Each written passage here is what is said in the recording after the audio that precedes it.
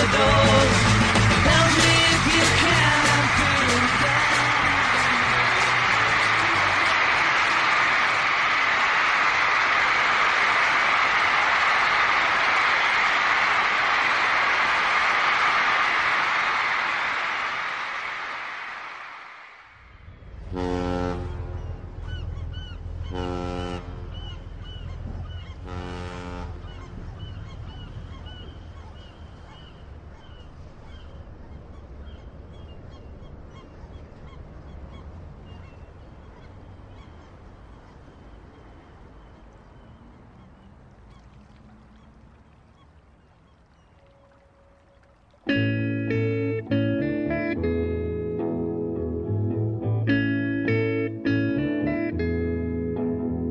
There are places I remember all my life, though some have changed, some forever, not for better. Some have gone and some remain. All these places had their moments with lovers and friends I still can recall. Some are dead and some are living. In my life, I've loved them all. But of all these friends and lovers, there is no one compares with you. And these memories lose their meaning when I think of love as something new. Though I know I'll never lose affection for people and things that went before. I know I'll often stop and think about them. In my life, I love you more.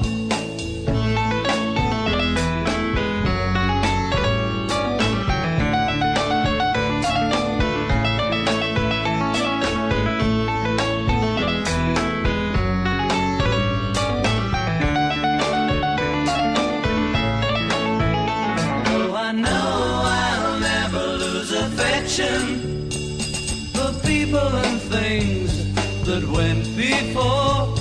I know I'll often stop and think about them. In my life, I love you more.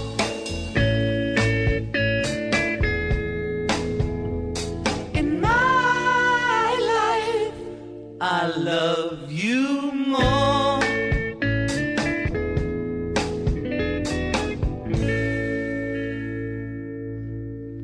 That's better, Johnny.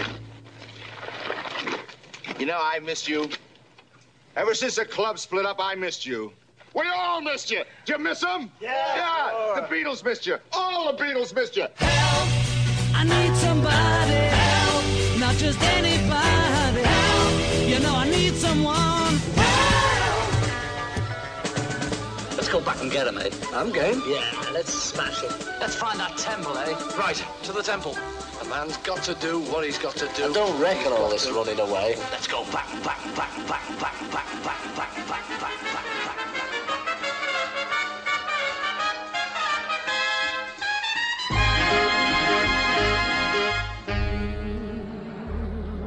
Meet again. Don't know where. Don't know when. My mother used to say that because I was born, the Second World War started. Some sunny day. I spent some time with mother up till about 4. Then my father split. He was a merchant seaman, you know, you can imagine, and it was 1940s in the war and all that. Always do, till the blue skies drive the dark clouds far away. My mum was a Catholic, Dad was a Protestant. They got married quite late. I think they had me when they were like 40 or something. It was quite sort of late. They'll be happy to know that as you saw me go, I was singing. At the time I was born, my father's job was driving a bus, and I lived in a 2 up and 2 down 12 Arnold Grove.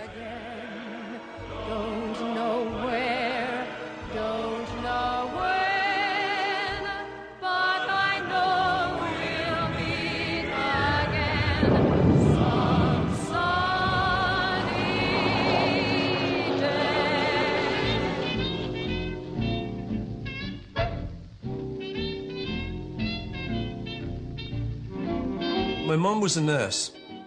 She was a midwife as well. And my dad was a cotton salesman.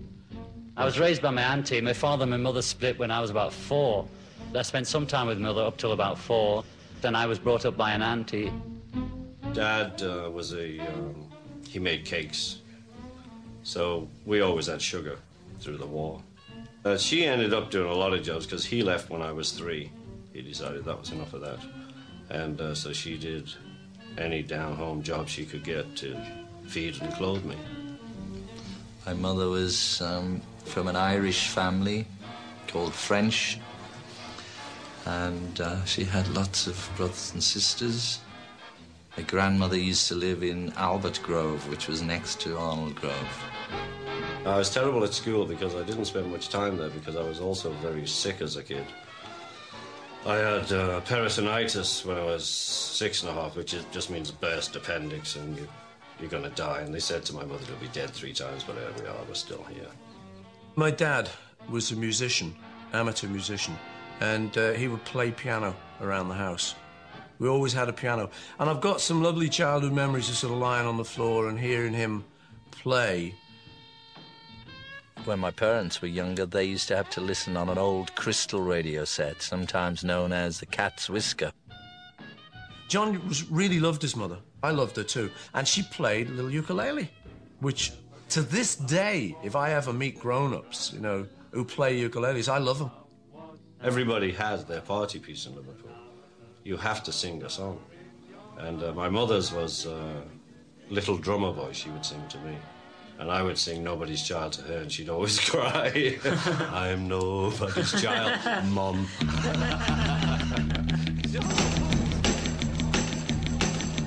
Rock and roll meant was real. Everything else was unreal. To me, it got through. It was the only thing to get through to me out of all the things that were happening when I was 15. You know? You women have heard of jalopies, you've heard the noise they make, but let me introduce my new Rocket 88. Yes, it's straight, just one way. Everybody likes my Rocket 88. Baby, we'll ride in style, moving all along. Well, that's all right, Mama. That's all right for you. You can't imagine a time when rock and roll was only one of the musics. Julie, that's all right. Other love have I. Whatever record was being played, you'd try and listen to it. You know, you couldn't even get a cup of sugar, let alone a rock and roll record. You made me cry. There was no such thing as an English record, you know. I think the first English record that was anywhere near anything was Move It by Cliff Richard. And before that, there'd been nothing. I must take a trip to California. You'd listen to whatever was on the radio because the radio was the main thing in those days.